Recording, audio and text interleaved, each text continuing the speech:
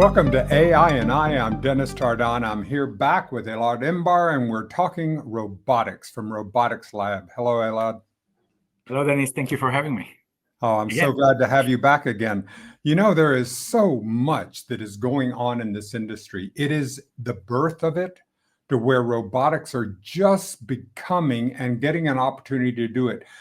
Now, because you're on the leading edge, you're going to have a series of products, some that are going to work, some that are not going to work, ideas that are going to work. So I want to talk about this at Robot Labs.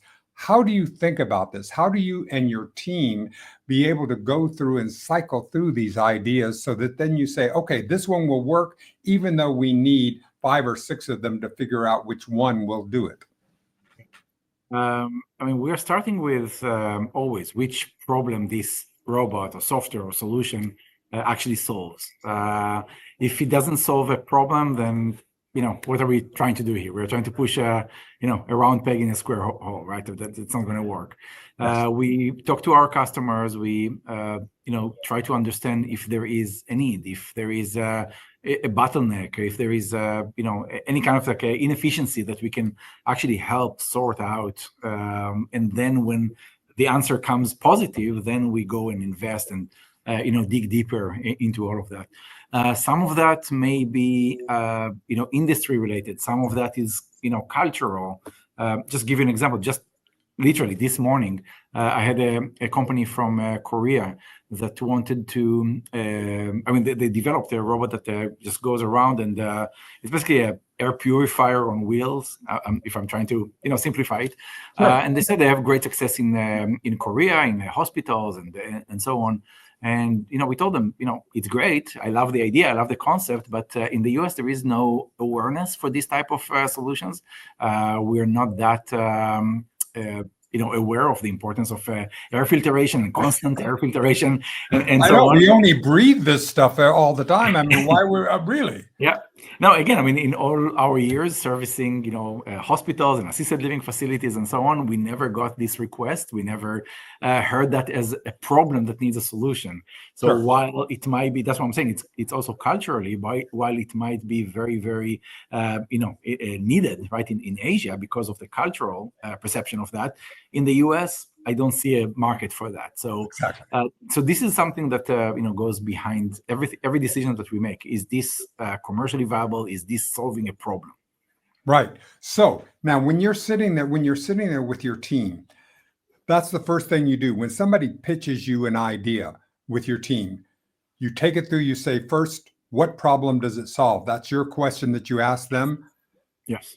And then how is it valuable, how you can do it, and then you dig down in there. About how many ideas from the idea that gets pitched to you to one that goes into development, what is a ratio, would you think? It really depends because some ideas are great, but just not mature enough. Give you an example, and I'm sure you saw these videos on social media and everything, just I don't know, 3-4 months ago. Sure. There was a blitz of videos of a robot that can clean public bathrooms. Yes. It just goes into the public bathroom. If the audience didn't see that, they go into the public bathroom, go into the stores, open the door, get in, close the door, wash the whole toilet and everything, and basically goes out and go to the next stall and so on and so on. The moment it was out there, we got so many requests from customers, from hotels, from hospitals, from you name it. I need that. Can you get me that? We worked with the the ones that published that, and we learned that these are 2 guys out of Stanford that want to raise capital for their newly invented product. It Yes. doesn't exist yet. They put together something. It took them actually 3 days to record that single video with cut and paste of many small pieces, Of course. which eventually turned out to be a video looks like a robot is autonomously going and cleaning the bathroom, but there is nothing autonomous in this video. No. Nothing. Everything is pre-scripted. So many times the idea, like, the South Korean one, the idea is great, just not for here. Sometimes the idea is great, but the product is still in the project phase. It's not a product yet. So it's kind of like a matrix of a lot of moving things that need to consolidate to one thing, that we have a demand, we have a problem that we are solving, the product is ready, it's commercially viable, we are able to support our customers, there's production line behind that. So all of that needs to work together in order to bring it to the market.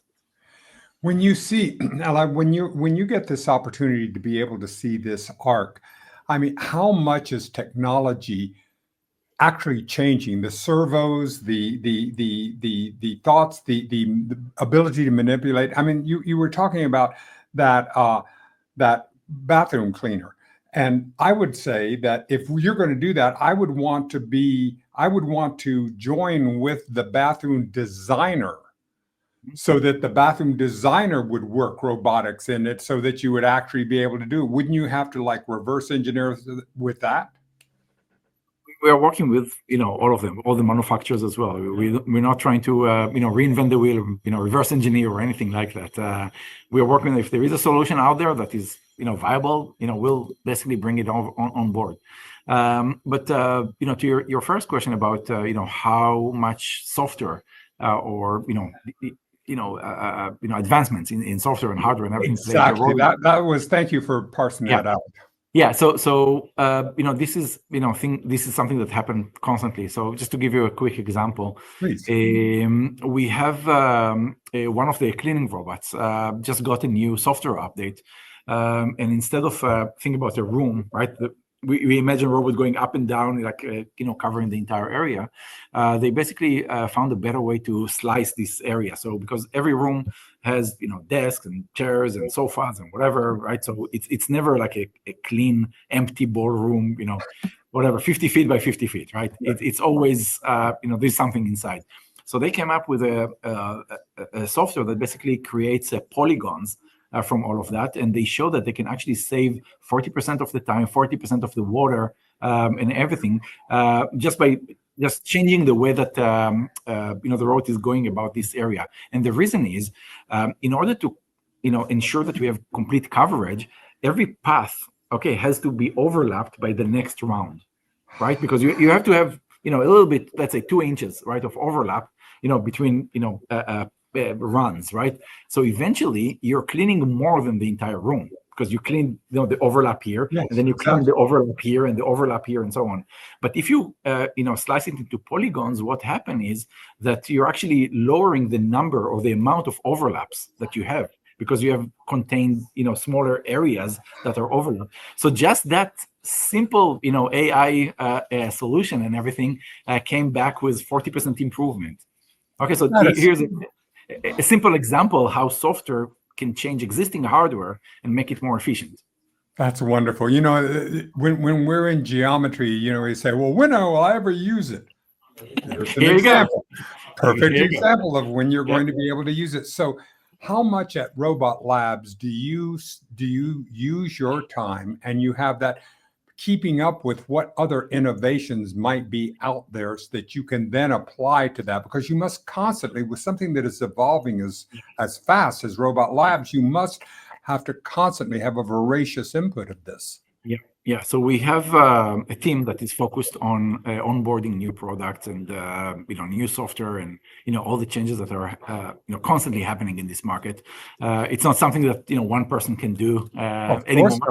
We used to do that. I mean, I used to do that. Exactly. Well, that's the evolution, as we've seen the volume increase of what you're going to need to be able to just absorb. Exactly. So, I don't know everything about all the robots anymore. That's why I have a team. And we are lucky. We have 36 locations nationwide. We have, over 120 people, across locations and our headquarters and everything that are focused and involved in all of that. We are testing everything. So we never just take, this can do 40%. No, we are testing that. We are measuring. We are making sure that, when we go out there and share this type of information, we actually can put our name behind that. The same thing with new products that we need to onboard. Once we agree collectively, we agree that this is something that solves a problem, makes sense. We'll be commercialize that, we bring robots over here and we actually test them. This is some of the stuff that you see behind me. Yes. Are robots that are never going to make it to the market because they failed the testing. It Yeah. was a great idea, but reality is not as where it is. So we provide the feedback, and then we wait for the next iteration before we test it again. Wonderful. So now one of the problems that needs to be solved, we know that we have an aging population. I'm 77. There's so many people that are either my age or older than I am that are beginning to have needs, both for companionship all the way to actual help within this. So this is a huge industry. And so how is RobotLabs approaching this, and how do you think about it? Yeah, so again, it all starts with the need. So we talk to our partners. I don't call them customers; these are our partners. Of course. We talk to them and ask them, where are the challenges? What do you need, and so on. And something that keep coming, time and time again, especially in the smaller assisted living facilities, is that they are understaffed. Worse than hotels, worse than restaurants and everything. You have to have a big heart to work in this type of environments, right? Where we see people in decline in the later phase of their lives, right? Exactly. And sometimes they're not coherent.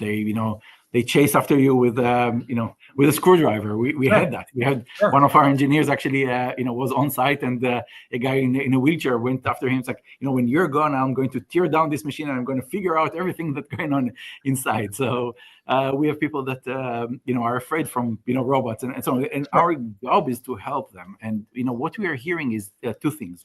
One, when it comes to cleaning, specifically for cleaning, Yes.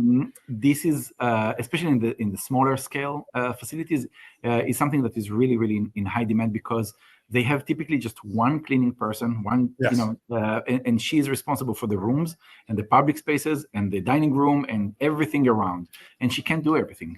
And this is why they're using extra disinfectant and everything. When you go into these places, there is a smell in the air that is not pleasant for anyone, because they have to raise the doses because they don't have enough cleaning staff. Exactly. So helping this person, instead of overworking them, okay, we try to lower the load so they can focus on the high touch area and the more important areas, and we can basically take off their their plate, the public spaces, corridors, dining rooms and everything. So, the robots can do this, 10,000 square feet corridor, so you don't have to, and you can focus on other things. And the robots are able to navigate around, all kinds of obstacles, because many of these places are using the corridors as a storage place. That's where they put all the mobile carts and the, EKG stuff and everything. So the robot will be able to, move around and navigate around that. So even if there is a block, somewhere, it's something that we can help. So this is one area, the cleaning side of that. Right. The other area is, helping with the, the mental state of the residents over there. Mental state and the physical state, like when you have physical. an exercise class, or you'd be able to have the kinds of things that you would have to have an expert come in. Exactly. That's what you're doing. I mean, you even have video on this. Exactly. And these are things that, again, they're really, really struggling to find therapists, especially for people with dementia. It's again tolling on us, on humans, to hear, 10 times a day, who are you? Why are you here? Where is my son? Why are you, taking his seat and whatever? Just like a lot of, confusion, right, comes with that. Now, robots are basically, they don't care, right? I mean, they can say the same thing 10,000 times. All right, Mrs. Jones, you're here because you have memory issues. I'm here to help you. Here's a picture of your first child that was born. Here's a picture of your spouse. Don't worry, they'll come back, later today to visit you, right? So we can do that 50 times a day. The robot doesn't care. It's not going to get offended or upset or anything. So now you say that it doesn't care, but there is that empathetic connection that it can bring, that it can actually make, that we can have that opportunity. Yeah, and not only that. I mean, for people with dementia, every time they see the robot, it's the first time, right? So it's great innovation for them, right? Every time, what is that? And why is it here? Exactly. So this is the mental aspect, and then we have the physical aspect, which again, it's really hard to find people that would like to go to these places and help the residents move, Right. just basic movement, right? So we have robots like Pepper. You can see right behind me over here that can actually it's a humanoid robot. So it has arms and everything, so it can move and ask the residents to basically mimic the same type of motion. So making them move a little bit more than what they typically do. And also we have kind of like interactive projectors where they can actually play games. They can think about playing like with a ball, but the ball is virtual. It's just projected. If Exactly. you move your Projected hand on and there. You have everything. video on that too. And it is, yeah, it's fascinating because this allows this infinite amount of patience, this patience that these machines can have that allow them to go ahead, I mean, Yeah, there's a video. Yeah. this is a perfect example. So now this is Pepper. This is Pepper, correct. Right, and so Pepper can help with the movement because we've seen people who are doing the movement class, and so we repeat what Yeah, these movements are, right? exactly. Exactly. So the robot can, mimic the movement. It can basically guide this physical activity, right? And give feedback if needed. So these are the things that we can help. And by the way, the robot can do that in 22 different languages. So it doesn't have to be just in English. If you have Spanish speakers or Chinese speakers, it doesn't matter. The robot can speak 20 and understand 22 different languages. Oh, that is just wonderful. So that allows you. So now this is just the leading edge of this. So now where are we going? Where are the opportunities, both in elder care and hospice, that robots could possibly? So what is the leading edge beyond what is here now, but the places where you're taking robot labs? Yeah. So most of the content today is generic, like what we saw in this video. It's for a group of people. Right. But we recently integrated ChatGPT into Pepper, which makes it more knowledgeable and everything about everything in the world. But we can actually start customizing the content to an individual. So the robot can actually track development. It's not the robot; the robot is just a medium. But the Sure. software can actually track the development, track the performance if there is a decline or improvement. Right? Doesn't matter. We still need to know that and see that over time. So Sure. it can give the practitioners more information into the actual situation. These are things that are happening literally as we speak. Wonderful. I mean, I was just sitting there thinking, I mean, here you have a nurse, a 24-hour nurse that has to sit there and wait. What a perfect opportunity for it to be able, not only it can notify anyone if there is something, but at the same time, it can also provide comfort and nurturement during that time while they're there. Yeah, I mean, one of the probably number one underrated challenges is loneliness. People live there and their family forget about them, right? They'll call for the birthday, they'll call for Thanksgiving, but that's about it. Exactly. The ability to be able to be conversational. If you ever spoke with your ChatGPT or Gemini or Grok or whatever, Or it's a friend. Pi. I mean, I have a phrase that Pi came up with as I was talking to it, because I deal when I talk with Gemini or Claude or especially Pi, I treat them like a being. They're a digital being. They're not a human being. So I understand, but they're a digital being. But I treat them like that, and I get a much different, and I get a much a customized response to me, and a feeling of mutual respect that comes from that. They're not humans. They are digital beings. And as we begin to get used to that more, because that's what's going to be happening, isn't it? Yeah, absolutely. And I mean, you mentioned Pi. Pi definitely, spearheaded that, but I think they fell behind a little bit in the past few months. But there are many other. I mean, the reality of things. But there are many That other is it. aspects. I mean, that's the whole. This is like a race, and we're seeing the extending. We're seeing those that are really making the innovations, and it's just a constant movement as it comes, isn't it? Yeah, I mean, we have a forum in the company. We call it "This is the worst AI will ever be," because every time we meet, it just gets better, right? So this month this one is the best, the next month this one is the best, the next month this one will be the best, and it just keeps improving on itself. But it's not just for elderly. I mean, just to give you an example, I'm on the board of the school with my kids, and I work with Yes. the head of the school over there. And one of the things that I challenge them is.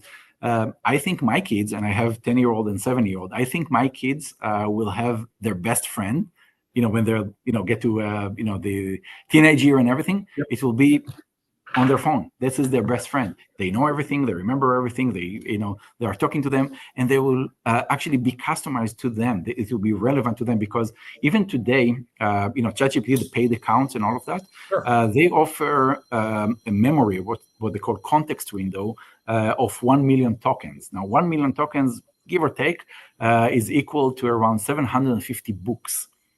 Okay, just think about a library of 750 books of everything you said, everything you replied, everything, all the conversations that you ever had. That's a lot of memory, Yes. about us, right? And if you can have this context window for each individual, that's my buddy. I mean, it will take me a decade to feel, and by the time it will be a decade, the context window will be much, much longer, right? So, again, especially, for people with loneliness, issue that, we can help with, Sure. bringing up all the knowledge and building forward from that is very valuable. Can you see in schools as you're talking to that, can you see because right now we have human teachers assistants. Can you see that a robot teaching assistant that would be there for schools? It seemed like that would be the ideal way because they could help and they could work. And so absolutely. So Google just last week released, I don't know if you're familiar, there is something called the Google Classroom, where a teacher can manage the classroom, can assign tasks to students and, get all the responses in one place. They can, see dashboard of who completed and everything. This is an ongoing thing for, I don't know, at least 8-10 years since they absolutely. Last week, they announced that they are putting Gemini agents into the classroom so the teacher can assign agents to students, and this agent will work with the students based on their level, based on their everything, right? Even language, right? And basically give the feedback to the teacher, how the student is doing, and the teacher can talk to the agent on the other side and ask the agent to focus on other area that the student need to be worked on. So it's already here. It's not science fiction anymore. That is wonderful. So tell me, in this, what is keeping you up at night currently here at the end of July? What's the thing that is on your top of mind? Look, every time I wake up in the morning, I open my feed. It's like, oh, that's new. I didn't see that. I didn't know that. So, I live in a constant mode of I'm missing something. Yes. And just being curious and try to open these doors and get out to the world and get new information and new knowledge, because things are happening and happening in an amazing pace right now, and it's hard. It's almost impossible to keep up with everything, and that's what keeps me up at night. Right? It's like, how do I stay on top of how do you stay on? So all right. So how do you do it? Do you have a regimen where you spend time in research? Do you do it? How do you plan a day, Elad, in your own current state? Yeah. So two things. One, I'm using AI. Not a big surprise. Summarize. I was just ask. Summarize what happened the past 24 hours. New releases, new products, and everything. I also use X a lot. X Twitter a lot, especially with there are two tabs. What they recommend and what you are following. So I manage my following list very diligently. So I want to follow only people that share, valuable information. So this is kind of like a summary of everything that I'm doing or I'm interested in. So this is how I, keep up and stay up to date with all of this. Wonderful. One of the things I'm asking some of the leading innovators like yourself is to help me to think about this. What would a reverse Turing test look like? How would I say to someone, prove to me that you're a human being? You can't. It's over. That's what I mean. So Okay. if there is no such thing as a reverse Turing test, and it's only going to get better, they're only going to get more.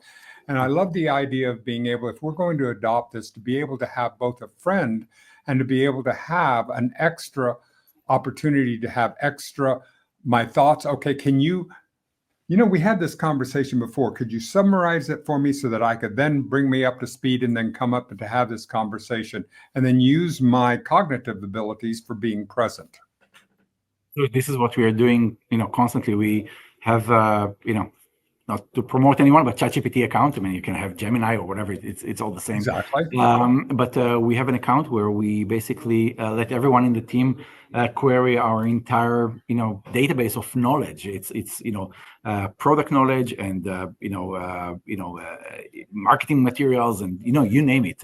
Even I'm working on a newsletter that I'm sending internally to the team every Sunday, and all of that is on that as well. So the team can actually go and query. It's like, hey, we talked about this. What was the latest about that? And just talk to our knowledge.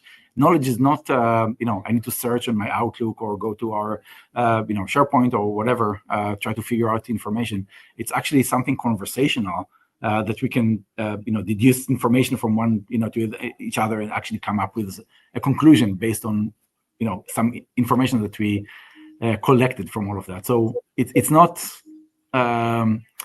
data or knowledge or information is not just stationary anymore. Yes. It's everywhere and it's conversational and you can talk to your data.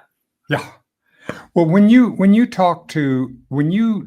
think about having a new team member, someone that coming in, what qualities do you and your COO look for in someone who is joining RobotLabs? What's your personal, when you think about that, and what qualities would you want? If I'm going to apply to you, what qualities are you going to want in me, and how do you dig down in there? So the way that we go about recruiting is very different than many other companies.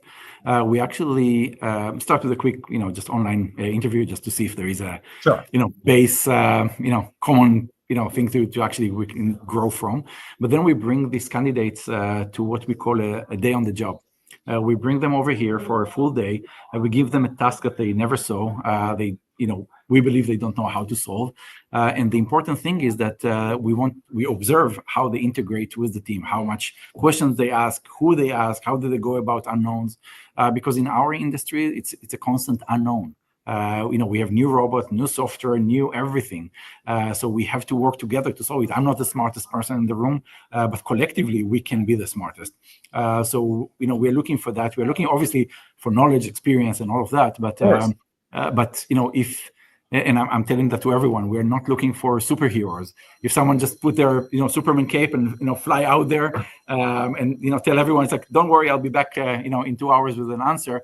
That's the wrong approach, because there is not a single person that can basically master everything. We are a team that works together to achieve all of that. So people that are not team players, that's not the team for them. And that is then because 1 + 1 is greater than 2. Correct. Synergy has to work if we're going to succeed at this. Correct. All right. Well, this is just one. This is the second in a series that I'm going to continue to pursue you as you are working with RobotLabs and continuing to take them out and into this solution space that we're doing. Thank you again for coming on, and we'll look forward to seeing you next time. I appreciate you. Thank you very much for having me.